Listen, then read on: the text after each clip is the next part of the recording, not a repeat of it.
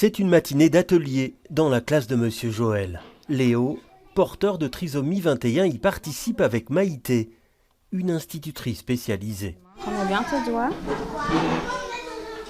Ah, elle est là. Comme ça. Elle l'accompagne un demi-jour par semaine.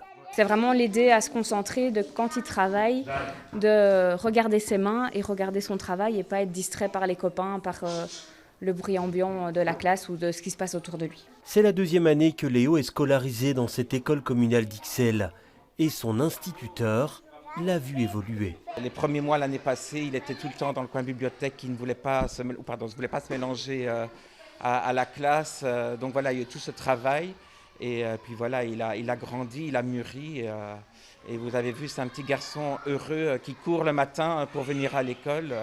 La plupart des activités, Léo les fait avec les autres enfants. Et ça lui permet d'intégrer plus vite certains savoirs. Les enfants avec une trisomie 21 fonctionnent énormément par mimétisme. Donc si vous les mettez dans une classe avec des enfants dits ordinaires, ils vont avoir tendance à les imiter et à reproduire leur comportement.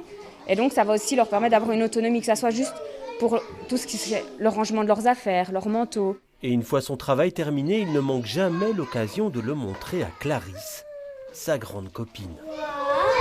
C'est beau Léo. Quand il a besoin de moi, je viens vers lui pour faire un truc qu'il veut. Et après, je l'aide. 1, 2, 3, 4. Marois, elle, est en 3e primaire, à l'école Saint-Pierre à Anderlecht. Ça se passe vraiment bien. J'aime bien mes amis et madame.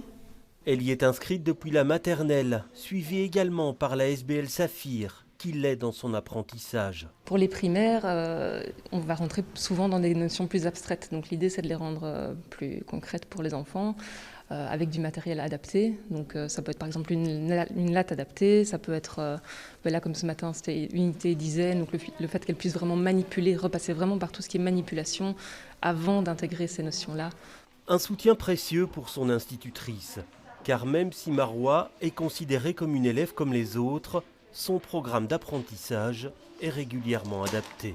À la base, on se dit qu'est-ce qui est utile pour Marois, à quoi ça va lui servir, est-ce que ça a du sens pour elle?